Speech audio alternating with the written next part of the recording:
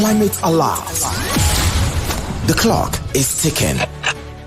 Rising temperatures, a future at stake. Extreme weather. It is time to act. Hand in hand, join the conversation. Make a choice. Climate change is real. It is time to face the future. Let's take our place. Join Ife Onyekwere every Wednesday from 11 a.m. on this station, People's 105.5 FM, Abuja.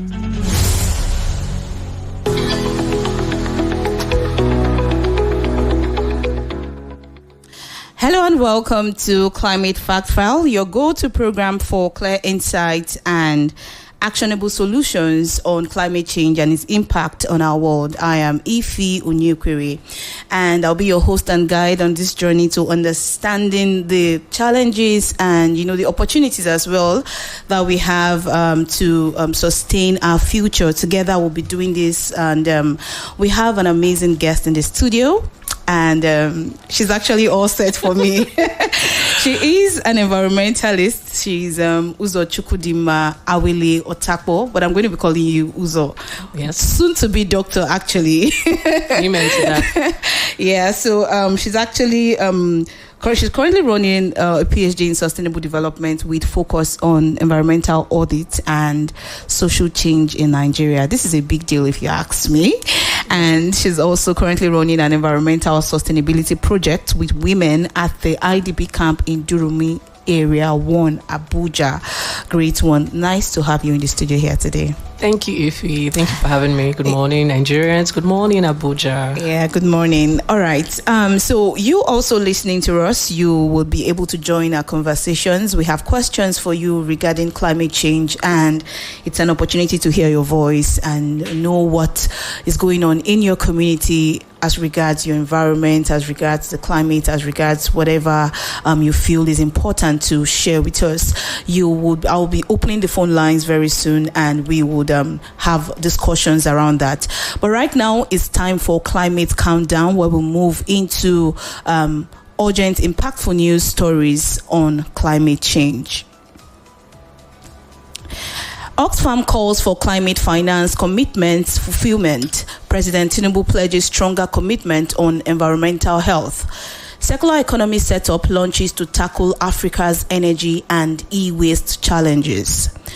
Oxfam has called on nations to fulfill their financial pledges made at COP27 to support low and middle income countries in climate action.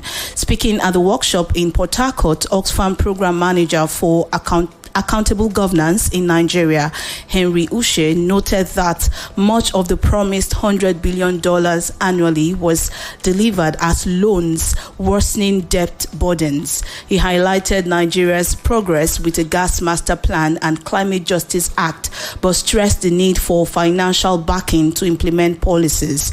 Other stakeholders, including natural justice and civil society leaders, called for stronger regulatory enforcement and investment in gas infrastructure.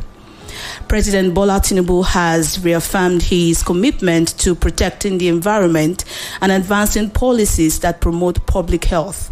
Represented by the Secretary to the Government of the Federation, George Akume, the President made the pledge at the National Environment Health Excellence Award held recently in Abuja.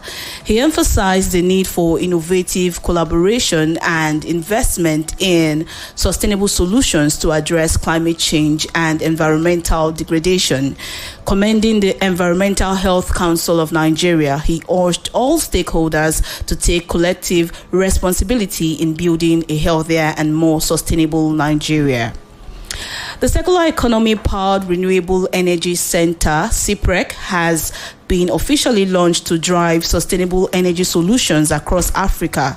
Funded by the United Kingdom's government fund, the center will focus on research, innovation, and capacity building through partnership with academia, industry, and policy makers. Initially operating in 6 sub-Saharan African countries, CPREC aims to develop circular microgrid projects and promote the energy transition. Director Muyiwa Oilola stated that the initiative will transform waste into opportunity, empowering communities and driving economic growth.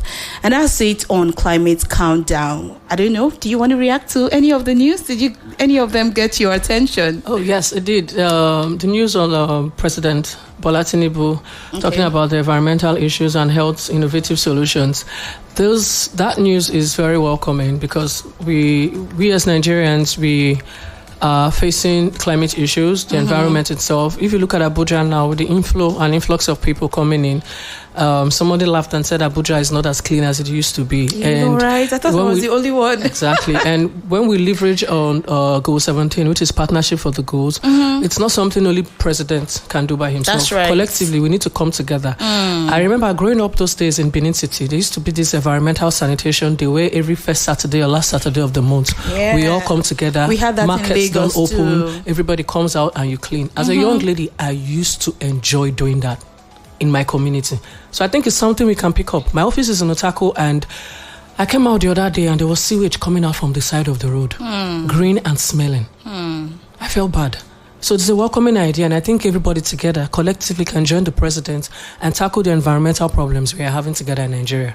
And Oxfam called for climate for the COP 27. Yes. 27. And this year we're supposed to have COP what? 30. Okay, so it's a working document. We can only hope for the better and always leverage on partnership. That's right. Yeah, thank you so much. And so if you're listening to us, we are discussing climate resilience for vulnerable communities. That's what we're talking about today. And we're opening the phone lines to you. I have 3 questions here. If you call in, you can choose one of the questions to answer. We want you to contribute to issues around climate change. And so the first question is, what is the biggest environmental problem in your community? Is it waste disposal? Is it flooding? Is it air pollution from generator sets and all? Is it water scarcity? Is it soil pollution? Or, rising temperatures, open defecation? Let's know exactly what is the biggest environmental problem in your community. You can call in. Okay, let me take the second and the third questions. So the second question is, how do you think we can keep our neighborhoods clean? We'd love to hear from you. How do you think we can keep our neighborhoods clean? Taking your neighborhood as a case study. And the third question is, what is one simple thing you do to help the environment? We want to hear from you. Have you done something, or are you doing something, or are you engaging with a group of people doing something to enhance the environment? So let me take the first question again. What is the biggest environmental challenge in your community? The second question is, how do you think we can keep our neighborhoods clean? And the third question is, what is one simple thing you do to help the environment? The number to call is 0911-222-1055. I take that again. The number to join the conversation is 0911-222-1055. And you can also reach out on 0911-112-1055. This is People's 105.5 FM, and it's all about you. All right, and before we go on a music break, I want to know how long, what brought you into this space of sustainable development? Tell us. You have mentees that are listening to you right now. So please, we would love to hear. So my passion for sustainable development came from a place of, like I said earlier, growing up in Benin City and joining my community to clean up the environment, which is what we used to do. I think it used to be the first Saturday or the last Saturday of the month. And then having the opportunity to travel out and see how other countries are kept clean, how they do the recycling and upscaling. Coming back home, I decided to embed such culture into my own environment personally. So during the lockdown in 2020, I started doing something in my house, in my apartment. I started recycling differently. I put plastic waste in one side, and then food compost, I put it in another side. I hope my flatmates are listening to me, because we started growing things behind the house. Wow, we amazing. had banana, we had vegetables. It all came from compost. So instead of throwing it away, there's a way you can keep it and reuse it again. And it boils down to the question, what is your biggest environmental challenge in your neighborhood?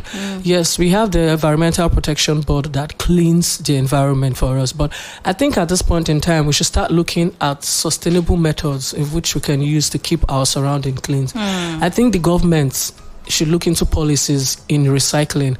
We all throw in our refuse in one bin. Why don't we start having different refuse bins and different days of collecting refuse? You can have Monday. If you have plastic in your house, they come and pick up the plastic. If you have food waste, we have organizations, or we have bodies that come and pick up this compost, and then we reuse it.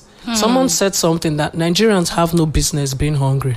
We are blessed with enough of resources. We have this waste we can use and reuse it again, which is one of the programs I'm teaching the women on environmental sustainability in the IDP camp. The people I'm partnering with, we have Green Nigeria, who's coming and cleaning the camp with the women and the children. We have Better Bell Foundation, who's already running a free elementary school for the children in the IDP camp. We have Hella Resources, who's coming to teach the women on biofuel. That is reusing agricultural waste on biofuel. We have SGIL Solar Limited that has already empowered the women with solar lamps. And then we have MEMS Resources, who's teaching the women how to use plastic upscaling to make jewelries, earrings, necklaces. Somebody has already contributed a sewing machine for us. So we want to teach the women how to use waste and make a livelihood from it. Amazing. Wow. So it means you started small, but now it's becoming something that a lot of people can relate to. You know, it's so interesting to hear from you, because I know you mentioned your office is at Otakpor, means you have a job. Yes. Because there are so many people, when you start talking about this issue of climate change, environmental issues and all like that, people begin to, have this mindset of, oh, I work in this space, so I'm not sure I think that's something we need to address. We'll go on this break right now. When we'll come back, we'll address that. So a lot of people who are not all already in the environmental space know that they can also impute something into that space. Exactly. We'll be right back.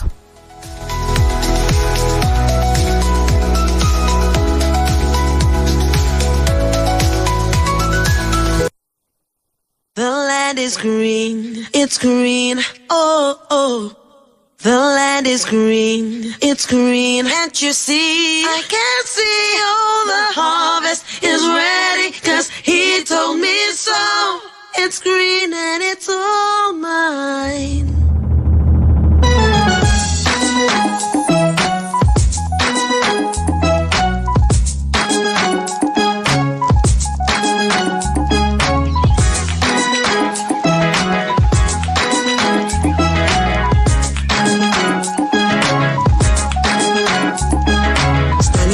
As the clouds go gray, the thunder roars and the earth sings. The season's just beginning. Sunlight it hides as the clouds make way for the pouring of my blessings. I will not be afraid. I see it now, I understand, I know. So I embrace it, dance in the rain. It's for my seed to grow, for every prayer and every seed I've sown. Lord of the harvest moons, I'm reaping back 100-fold. The land is green, it's green, oh, oh. The land is green, it's green, can't you see? The harvest is ready, 'cause the Lord of the harvest told me so. It's green for me. It's green for me. Standing alone can be a heavy load, but my vows I won't be breaking. Though my heart is aching, I got a word and I won't let go. your will I'm seeking, so I keep on believing. I see it now, I understand, I know, so I embrace it. Dance. Once again, it's time for me to grow. For every prayer and every tear I've sown, Lord of the harvest knows I'm reaping joy 100-fold. The land is green, it's green, oh, oh. The land is green, it's green. Can't you see? The harvest is ready, 'cause the Lord of the harvest told me so. It's green for me. I thought it was over, thought you were done with me, but we're just beginning. Whoa, my life is a journey. I will walk with you, I will go where you want me to. Yes, I will go. Come on.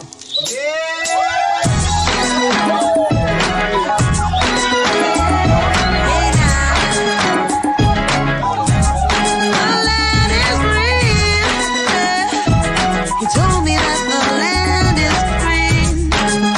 Hey, yeah. It's green. Oh, oh. The land is green. It's green. Can't you see? The land is green. It's green. Oh, oh. The land is green. It's green. Can't you see? The land is green. It's green. Oh, oh. The land is green, it's green, can't you see? I can't see all the harvest is ready, 'cause he told me so. It's green and it's all mine.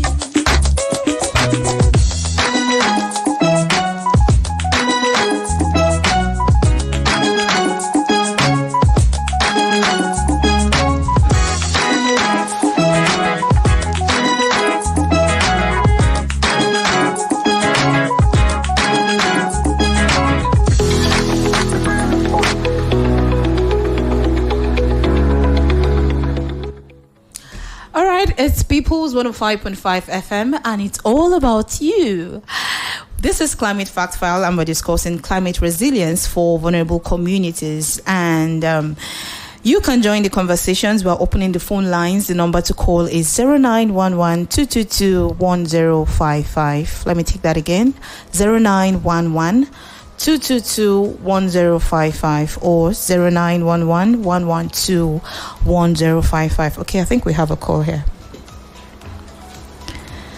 Hello, good morning.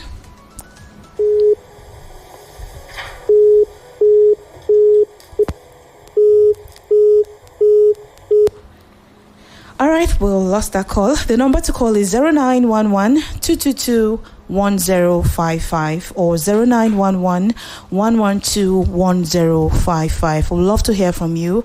What is the biggest environmental problem in your community? That's the first question. Okay. Hello, good morning. Hello. Good morning. Good morning. Yeah, your name and where you're calling from? So my name is Samuel. I am calling from the airport. There I reside in Buari. Oh, great. All right, so which of the questions do you want to answer?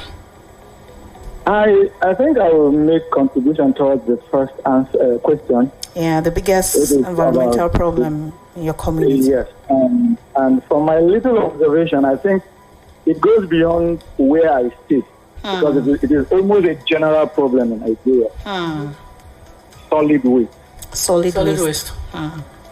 Solid waste is a menace. It's not just a problem, it's a menace.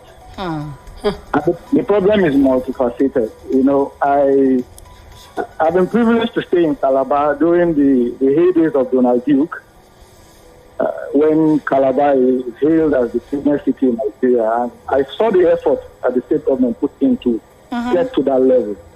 And the subsequent government being lackadaisical towards what was initiated from the beginning. And coming back to Abuja, the story is not different.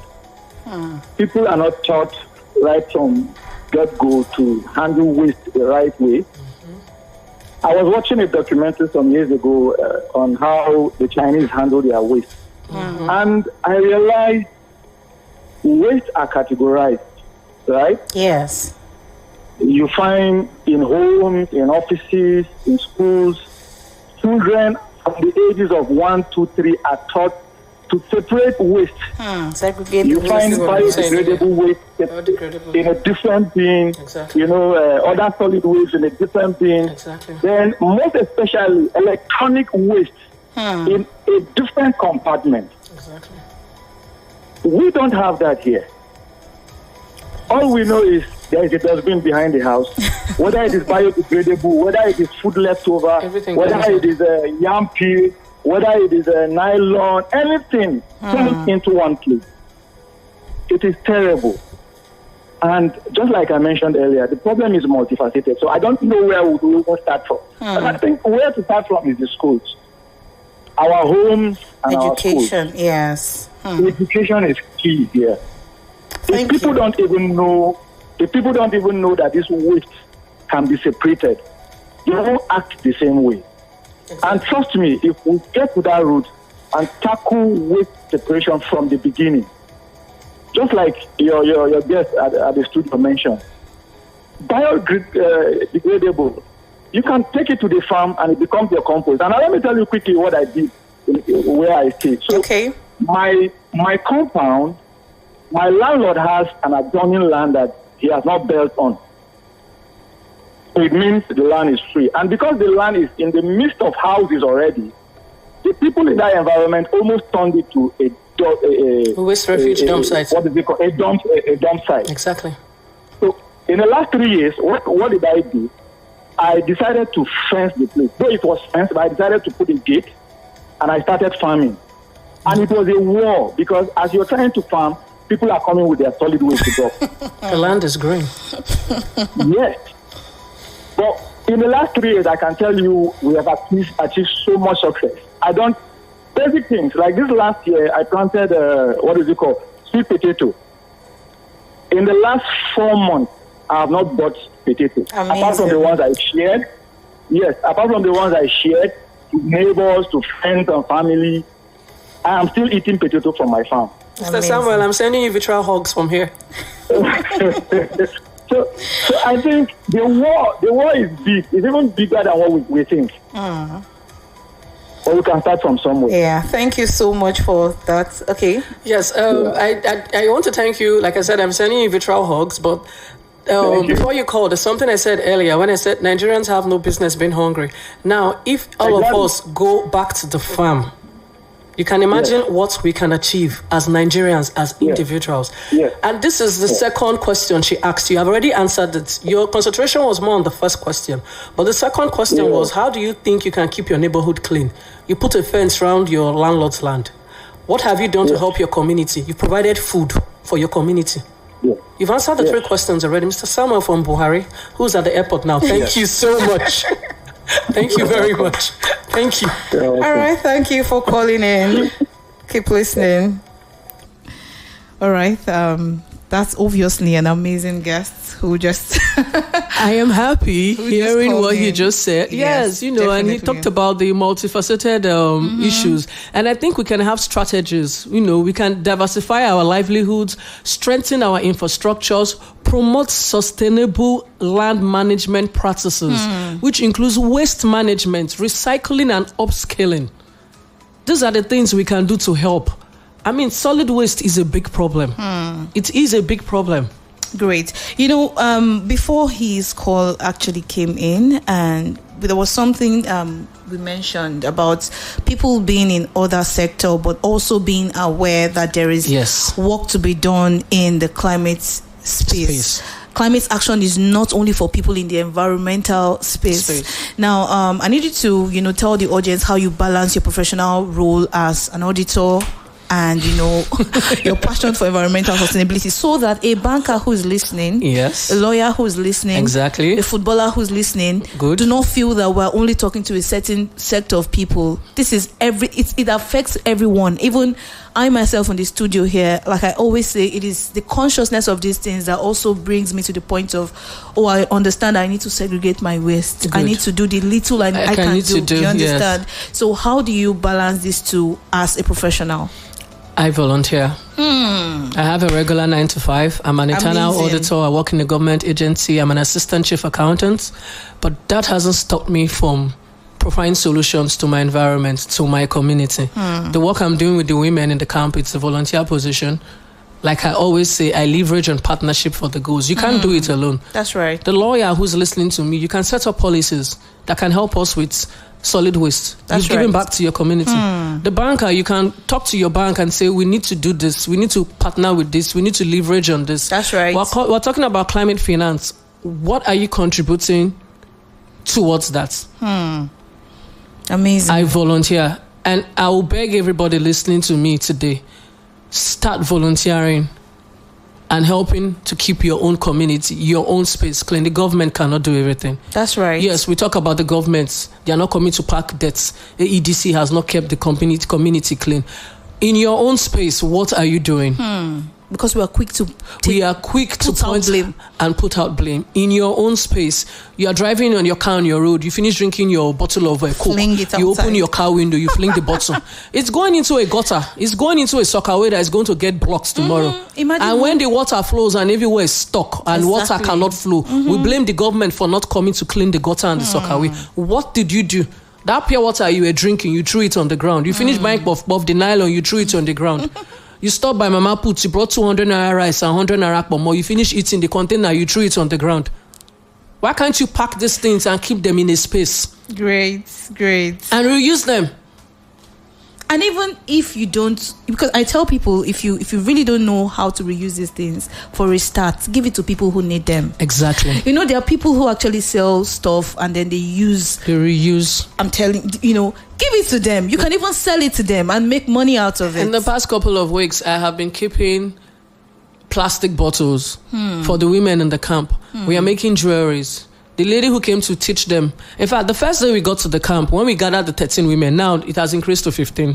When we gathered the women and we started talking to them, we brought a lot of debts into the space. So I built a library, an educational center, under the change makers. I brought in a lot of other NGOs. I always hammer on partnership because you can never do it alone. That's right. So the library/educational center is what we use for most of the programs. So the library has been handed over to the school, one of the schools in the camp, Better Bell Foundation. So in that space, we put a lot of debts on the ground, and we were able to explain to the women that we don't pack all this trash together and throw it in one place. We're able to explain to them about recycling. And the second time we showed them, they all understood. And then when we pick the Sprite bottle and the lady cuts it into shape and showed them how to make an earring, these women were taken back. And they started asking for when we're going to teach them. Are we starting today? Amazing. And we said, no, we need to go to the market and get the items. One woman said she doesn't mind giving us 5,000 naira so we can come back and teach them. We told them, no, we are going to get the items and we'll come back. But you people need to keep the environment clean. And if you go to the area, one IDP camp, those women are doing amazing. Wow. They are keeping the environment clean. They elected one of them as a green officer. So amazing. She's the one in charge, making sure the women keep the place clean. So they are actually going to make profits and also be environmental stewards. We'll go on a break right now, and when we come back, we'll continue this wonderful conversation.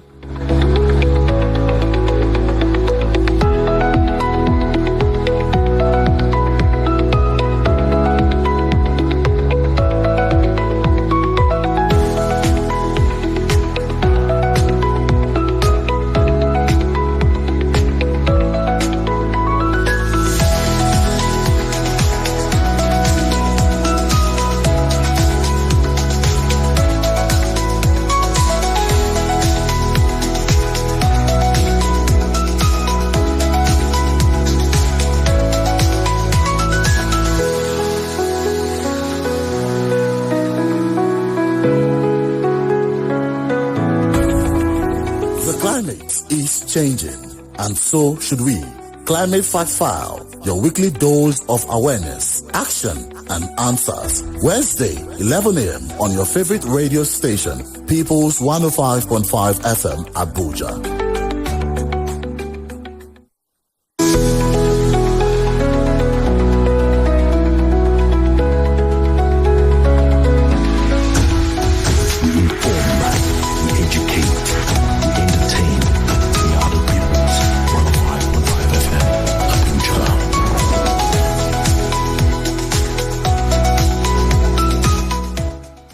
It's People's 105.5 FM, and it's all about you.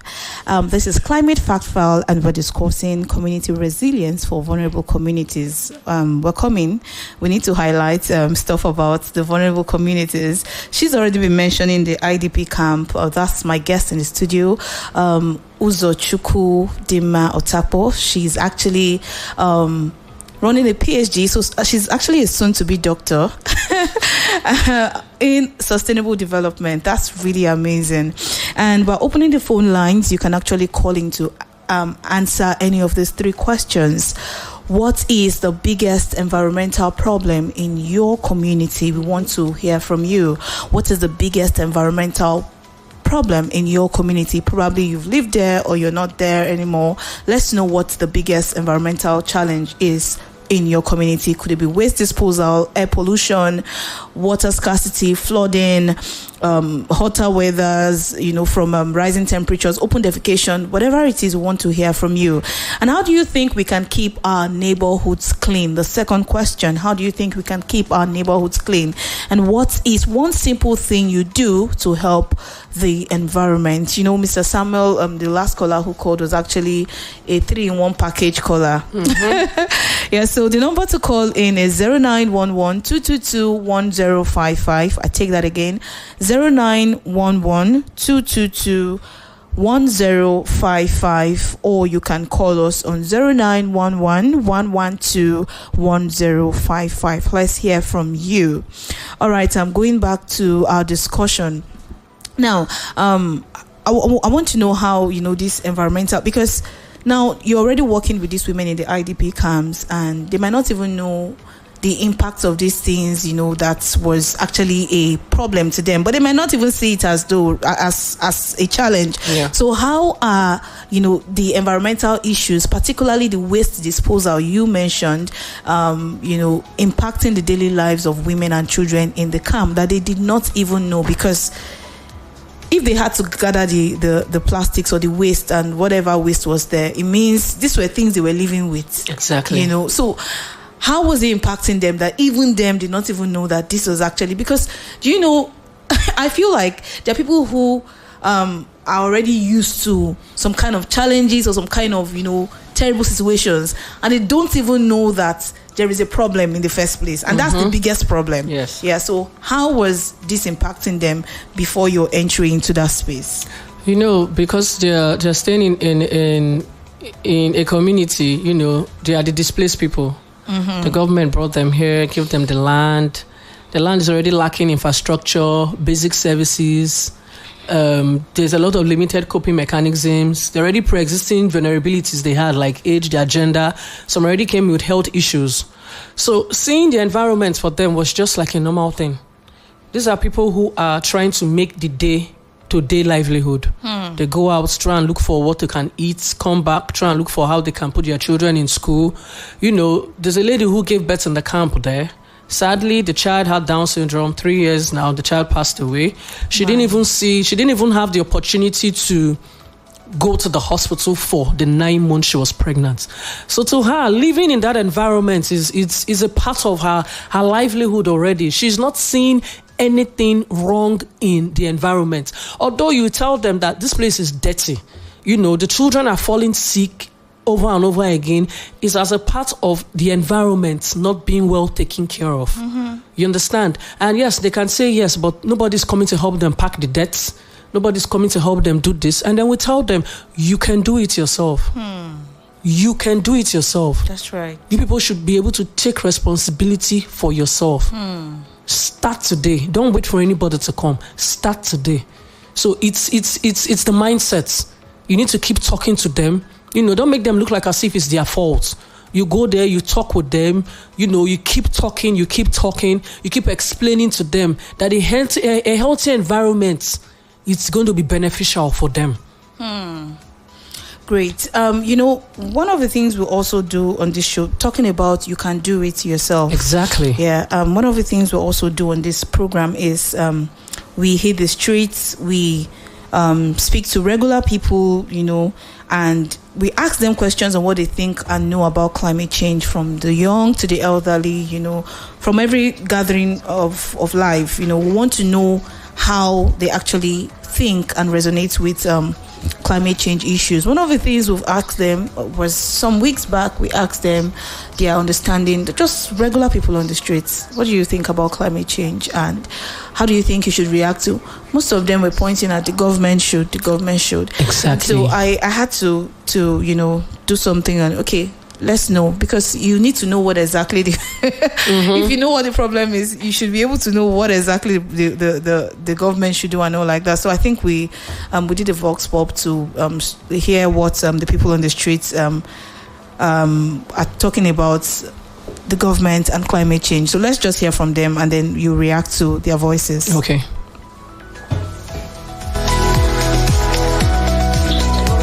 Promote renewable energy. They should try to develop sustainable urban planning.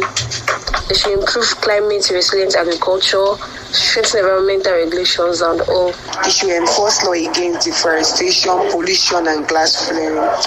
And 2, they should invest in renewable energy like solar and wind. 3, they should promote tree planting and protect forests.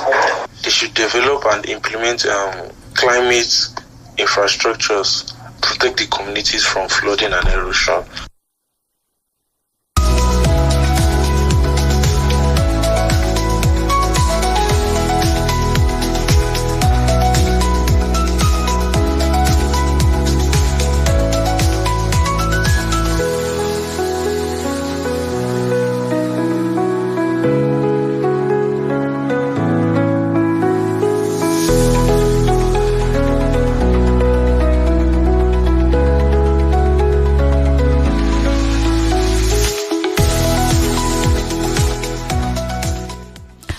So those were voices from the streets, and my soon-to-be doctor, how would you react to that? Voices from my fellow Nigerians. I'm happy hearing what people said. I think I heard someone talk about solar, renewable energy. Someone talked about agriculture. But I think the one that caught my attention more was on the tree planting. Yes, we need to plant more trees because it's going to help us with the carbon dioxide, carbon monoxide breathing, what we take in and what we expel. Having more trees, not just for shade only, for the soil, nutrients, is very important for the environment. It's very, very important for the environment. I'm also a member of the Young African Leaders Initiative Network, Yali Abuja. Last year, we engaged in tree planting, and it was an amazing Mr. Daniel Black, Baide, and so many other people engaged in a tree planting solution around Abuja, different schools, and it was amazing. It was amazing. Are there measures to ensure the sustainability of those tree plantings? Yes, like the ones that were done in the school, it's going to be under the school. So it's your duty now to make sure that these trees are watered, manured, everything, and they grow. Amazing. All right. So if you're listening to us, we're still discussing climate resilience for vulnerable communities. This is Climate Fact File on People's 105.5 FM. It's all about you. Yeah. So we have 3 questions for you to call in and share your opinions. We really want to hear from you. Climate change is not a distance talk. It's not a distant issue. It's here and now. And I think it's an opportunity for us to start rethinking how we live, how we do things, how we eat, how we package ourselves and everything, how we even move, transportation and all. And so that's why we need to hear from you. The first question is, what is the biggest environmental problem in your community? We really want to hear from you. The second question is, how do you think we can keep our neighborhoods clean? You have suggestions. Nigerians are very brilliant people. We want to hear your suggestions. How do you think we can keep our neighborhoods clean? And the third question is, what is one simple thing you do to help the environment? We'd love to hear from you. The number to call is 0911 222 1055. I take that again, 0911 222 1055. The second number to call us on is 0911 112 1055. We're having a very great discussion here in the studio. All right. leveraging on partnership, that's goal 17. You've been mentioning on goal 17. What kind of collaborations, have been most effective in supporting initiatives as this? What kind of collaborations? Because I believe there are people who have organizations, companies, or setups that might feel, okay, so how do I collaborate? Because they might be doing things that are different from what we're talking about. Exactly. Yeah? But they will want to know, how do they come in? How do they might not be NGOs, but they just want to show that, okay, we're doing something, probably coming out as corporate social responsibility. Yeah. So how exactly, that's what I was about to hammer on. So it depends on the organogram of the organization and what they have set in place for them. We could look at ESG versus CSR. That's economic, social, and governance as against corporate social responsibility. So it all boils down, I believe, to the organization's organogram. Now, there are organizations that, like you said, not necessarily NGOs. There are organizations that want to give back to their community. Now, it depends on what they have structured down. I sit on the board for another organization called Teka Africa, and what we do is leverage technology for women on businesses and how we can help them grow in terms of economic benefits as women. Now, for an organization, even if you're not an NGO or you're an NGO and you want to give back, like I said again, it depends on your organogram. It depends on the structure of your organization. You hear some organizations like I wrote a letter to one and said, this was far back as 2018, where I was with another NGO then. We were doing a 6 weeks program for children in the IDP camp, and it went more than 6 weeks. It went into a full-term program. And at the end, we did a TEDx presentation for the children. Sorry, I'm so focused on women. We did a TEDx program for the children where they did their presentation on English. So I went to the Chinese embassy in Central area and I submitted a letter, and they looked at it and they said, this is something they want to buy into. We should come and do the program there for free. That was part of their own corporate social responsibility. Amazing. So that's partnership already. So they partnered with the organization I was working with, I was volunteering with, and we did the program there for free for the 17 children. Can you tell them, the audience, especially people who have businesses and want to go into stuff like this CSR stuff you mentioned, the implication of this to their business organization? Well, first and foremost, I look at it as personal, because it's a way of giving back. Like I always tell people, the government can't do everything. Look for the little space you can and try and develop whatever chances you see, whichever way you can. So for your business, it's growth for your business. It's publicity also for your business. There's no negative publicity. I always tell people it depends on the way you handle your PR for your business. So if you want to partner and you see it as, I might not have the funds, it might not necessarily be the funds. It might just be you volunteering your time. You hear that there's a charity work for cancer, which is good health and well-being. You hear there's a work for this. You hear there's an organization that wants to raise money for cleaning the water, cleaning the community stream, which is life below land, which is life under land. Those are part of the SDGs. Call your organization together. Everybody, good morning. No.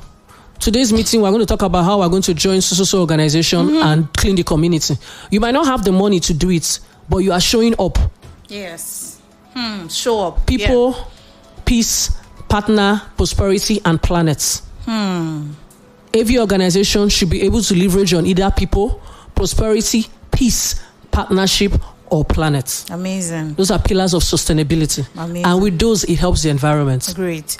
Talking about the women, I want to know how, their reaction, has been from the start. You mentioned they were 13, but now they are 15. What's going on around them? How's their mindset, the social change about their mentality, about everything? How has it been so far up to this point? It's gone from a place of, I didn't know, to a place of, I can do this, to a place of, I want to do more, to a place of, we can do this, to a place of, I am a woman living in a displaced community, but for the fact that I am an IDP doesn't mean that my life has ended. I should be able to do more with the little resources I have. So these women, before we get to the camp on Saturday, they're already waiting for us. Willingness. It's like I said, it's the mindset. They come already with items. They're asking questions. They want to learn. You can see it there already. You can see that hunger for knowledge. Now, education is not just what you sit down in the class 8 o'clock to 4. You can be educated in different spheres of your life. Amazing. So it's an education for them. Great. All right. If you're listening to us, this is Climate Fact File, and we're discussing climate resilience for vulnerable communities. And our guest, who has been doing amazing work in the IDP camp here in Durumi, Area 1, Abuja, has been discussing around, her work around that space. And you can also contribute. You can call in 0911 222 1055. We'd love to hear from you. 0911 112 1055. What is the biggest environmental problem in your community? We'd love to hear from you. And how do you think we can keep our neighborhoods clean? Nigerians are very intelligent people, and so we really want to hear from you. And what is one simple thing you do to help the environment? We'll go on a break right now. When we'll come back, we'll continue the conversation.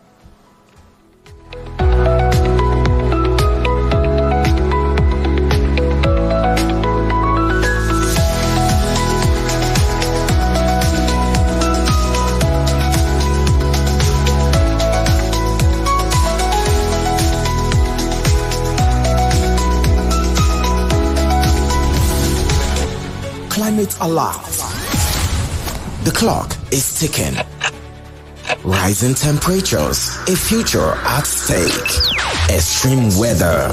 It is time to act. Hand in hand, join the conversation. Make a choice. Climate change is real. It is time to face the future. Let's take our place. Join Ife Onyekwere every Wednesday from 11 a.m. on this station, People's 105.5 FM, Abuja.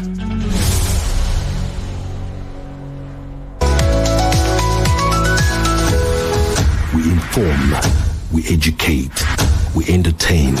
We are the People's 105.5 FM, Abuja. All right, it's People's 105.5 FM. And we're discussing climate resilience for vulnerable communities. We'd love to hear from you. And what is the biggest environmental problem in your community? Let's hear what you're facing in your community that you really think needs to be, paid much attention, really needs to go into issues as that. And what do you think can keep our neighborhoods clean?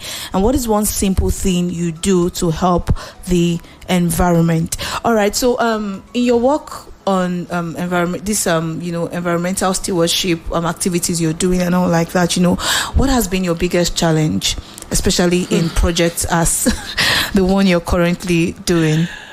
Finance most of the time is also a problem. Like I said, I have a regular 9 to 5, and then before you start any projects, you always need to look inwards. This is how much you have. But at the end of the day, you know that the impact of the project is going to be felt wild because of the people that are involved in it. So finance is always a problem, but I don't really allow it hold me down. That's why I always hammer on partnership for the goals, because look at how far we have gone on the project now, and it's not something I know I would have been able to do on my own. You understand? So you bring in people, you prepare a concept note, you have a proposal, this is what I want to do, this is what I hope to achieve, and then you bring in people that share the same objective, the same mindsets, the same goal with you, and you guys sit on the table, you discuss it, and you just foster ideas together and you move on. And I'm happy so far with what the project is, because all the partners that have come in are doing exceedingly well. So I just want to use the opportunity to shout out to Better Bell Foundation. Please, if you have any resources, you can go to the IDP camp in Area 1, Better Bell Foundation. It's a school that is running free for the children in the IDP camp there. Then we have MEMS Culture, we have Hela, and others. Yeah. Thank you very much. Yeah, all right. Okay, so I wanted to you started a program. It needs to have, I believe you have a KPI, what you're trying to achieve at the end of it. Yes. Yeah. So is this something you want to share with us? It's yeah, because I know that. you know. Do you know what I'm asking? Yeah. Because I know that at the end of it all, you want to achieve something that would impact both the environment, both the mindset, very important, and the people will also be able to pass it to other people, right? Exactly. If it's something you don't want to do, that's okay. No, it's something I want to share because it's something I hope every other person in their own space picks up. Mm-hmm. So the idea behind this is, first and foremost, was to keep the camp clean. And in the process of keeping the camp clean in December, I thought about it and I said, let me not just go beyond keeping the camp clean. Yes. Let me help these women understand that the cleanliness is for them. So let me engage them and then pick up programs that we can use to engage them weekly. And that's how I created the Sisters of Sustainability, which is the partners that are involved in the project. So we come and talk to the women. So like you said, it's the mindset. And the key performance indicator at the end is to make sure the camp is clean. Economic benefits for the women, because actually it was a 6 weeks, like I discussed with you before, it's a 6 weeks program, but it's going to elapse more than 6 weeks. So at the end, I want to do a kind of small fashion parade showcase for the women. Great. Everything they have learned, everything they have been taught. One day, one Saturday, when we're done with the program, we'll provide funds for them, go to the market, get these items, they make more of them. Thank God to the partner who has given them solar lamps in the house, so they wouldn't say they don't have lights, they cannot do what they're supposed to do. And then we pick a day, and then we call people to come and see what these women have done. Amazing. So it's going to be them also showcasing their work. Showcasing their works. That's going to be beautiful, because now they would also believe themselves. Exactly. And this can be replicated in other places. Exactly. Outside the camp. Outside the camp. And that's my and they can teach. They can teach. Somebody who has learnt this skill, there's no knowledge that is lost. There's no skill that is lost. You can teach. Amazing. Well, that's the voice of my doctor-to-be. Amen to that.